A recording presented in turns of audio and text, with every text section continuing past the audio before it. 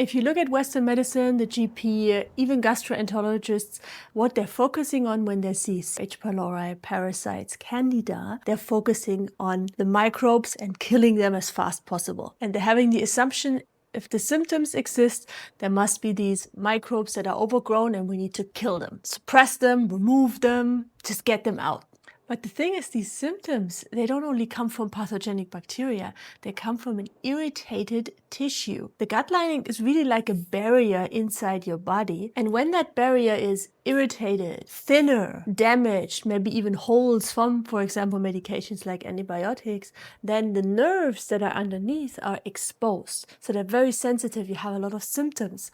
And digestion becomes hypersensitive. So maybe you are at that stage, whatever you eat, you have symptoms. In that state, even normal digestion feels painful. Even friendly, healthy bacteria, maybe you're taking probiotics, they can irritate the gut lining. They create bloating and gas and make the symptoms worse. Maybe you're drinking the celery juice and it gets worse. And it's not because those things are bad, it's because the lining underneath, this physical barrier inside your body, is raw. It's just red and swollen and inflamed and very, very sensitive. I recently had a client from the UK who was taking omeprazole for 20 years, and now, like slowly and slowly moving in the healing direction, it takes a lot of time and patience, and there will be symptoms spiking and it gets worse in the beginning, but that doesn't mean that the body is not healing. Can be very confusing if you're going alone through that.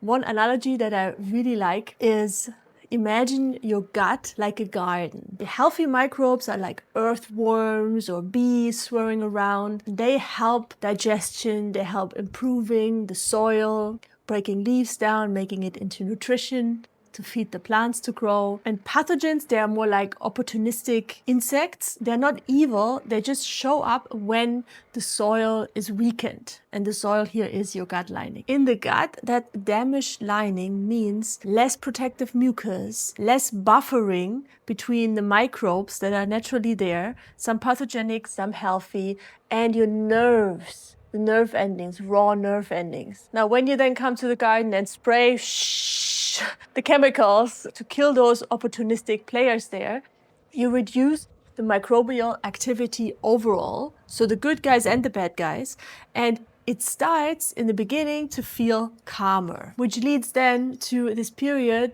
the calm before the storm. That's how I call it. Fewer signals, less fermentation. So the symptoms calm down, but the gut lining in itself is not healed. That's why those symptoms come back and then massively.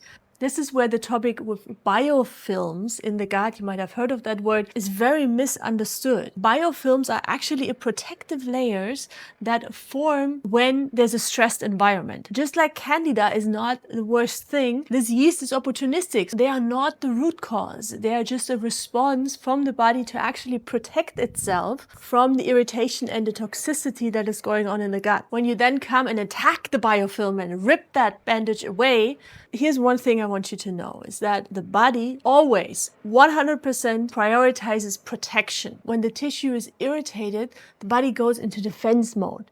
Bringing then in antimicrobials, heavy antibiotics, or strong cleansing programs actually keep the body, keep the gut in the survival mode. Real healing always happens in a sequence. First, you reduce the irritation. Second, you rebuild the mucus layer, the gut lining. Third, you start to bring in movement in the digestive tract. You focus on enzymes, bile flow, and then, only then, and often it's not even necessary, we focus on cleansing and antimicrobial work. But again, the body has a natural tendency to balance itself when it gets the chance. If you have bloating, upset, pain in the digestive tract, the real question is not, what do I need to kill to get rid of this? The real question is, where does my body need protection and rebuilding support, the right environment right now, so it can naturally heal itself? I'm not going to say pathogens don't exist and they are friendly.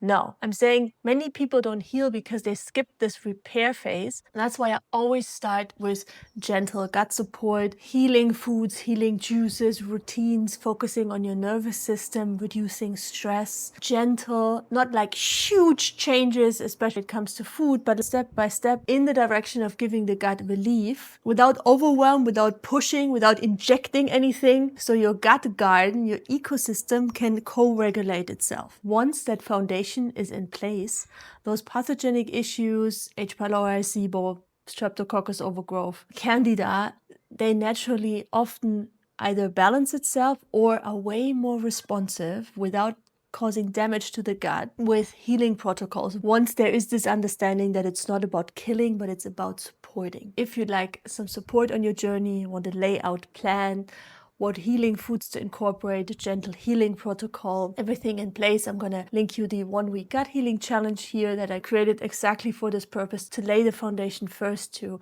gently heal the microbiome, heal the gut lining. You can check it out here, and I'll also link you a related video here that you can watch now.